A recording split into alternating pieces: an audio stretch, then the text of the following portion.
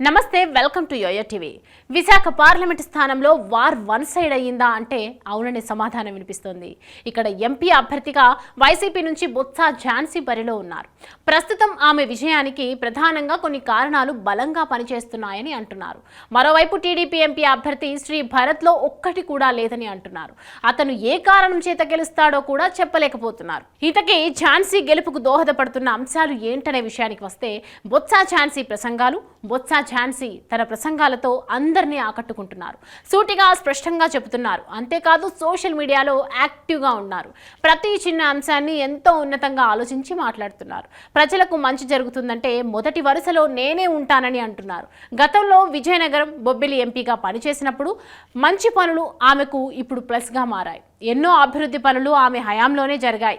Railway గేట్ల దగ్గర నుంచి విశాఖలో కేంద్ర ప్రభుత్వ ఉద్యోగాల పెన్షన్ సమస్యలు, విశాఖ పోర్టు సమస్యలు ఎన్నో పరిష్కారమయ్యాయి. ముఖ్యంగా ఉత్తరాంధ్ర ఆడపడుచుగా ఆమెను ప్రజలు ఆదరించడం, ఈమె మా బిడ్డ, మా ఇంటి బిడ్డ అని భావించడం అతిపెద్ద అచీవ్మెంట్గా భావిస్తున్నారు. ఈ ఒక్క సెంటిమెంట్ ఆమెకు ఎంతో ప్లస్గా మారింది.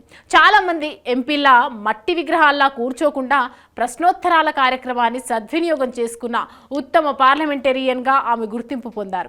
దేశంలో నెలకొన్న ఎన్నో సమస్యలపై ఆమె తన అభిప్రాయాన్ని నిర్మోహమాటంగా వ్యక్తీకరించారు. అంతేకాదు మహిళలకు 33% రిజర్వేషన్ అంశాన్ని కూడా తొలుత ఆమె ప్రస్తావించారు. తను 2 సార్లు ఎంపీగా గెలిచి కూడా తనేదో బొబ్బిలి విజయనగరానికే పరిమితం అనుకోలేదు. మొత్తం ఉత్తరాంధ్ర సమస్యలపై గొంతెత్తారు. అలా ఆనాడే విశాఖపట్నం సమస్యలపై పోరాడి ఎన్నింటినో పరిష్కరించారు. ఆనాడే విశాఖ ఉక్కు కర్మాగారం, విశాఖ పోర్టులను ప్రస్తావించారు. ప్రధానంగా విశాఖ పార్లమెంటు పరిధిలో 2.3 లక్షలున్న కాపులు వన్ సైడెడ్గా బొత్స ఝాన్సీకి మద్దతు పలుకుతున్నారు. ఇక సామాజిక వర్గాల వారీగా జగనన్న ఇచ్చిన సీట్లు కూడా ఎంతో ప్రభావాన్ని చూపిస్తున్నాయి. ఇన్నాళ్ళకి తమ సామాజిక వర్గాలకి జగనన్న రాజ్యాధికారాన్ని కట్టబెట్టాడని రాష్ట్ర వ్యాప్తంగా ప్రజలందరూ నమ్ముతున్నారు. ఉత్తరాంధ్రలో కూడా ఇవే ఈక్వేషన్స్ పనిచేస్తున్నాయి. రాష్ట్ర వ్యాప్తంగా 175 నియోజకవర్గాల్లోని ఎమ్మెల్యేలు, 25 పార్లమెంటు సభ్యులు అందరూ కూడా 90% వీటిపైనే ఆధారపడి ఉన్నారు. అంత గొప్పగా సంక్షేమ పథకాల అమలు ఆంధ్ర రాష్ట్రంలో జరిగింది. అందుకే అది పేదవాడికి, పెత్తందారులకి మధ్య పోరాటంగా సీఎం జగన్మోహన్ రెడ్డి అభివర్ణిస్తున్నారు. ఏమాత్రం తేడా జరిగినా ఆంధ్ర రాష్ట్రం చీకటైపోతుంది. తెలుగుదేశం ఎంపీ అభ్యర్థిగా శ్రీ భరత్కి రాజకీయ అనుభవం లేదు. అంతేకాదు మామ రికమెండేషన్తో బలవంతంగా సీటు తెచ్చుకున్నాడు. అంతేకాదు సామాజిక సమస్యలపై అవగాహన లేదు. పేద మధ్యతరగతి ప్రజల సమస్యలు తెలియదు.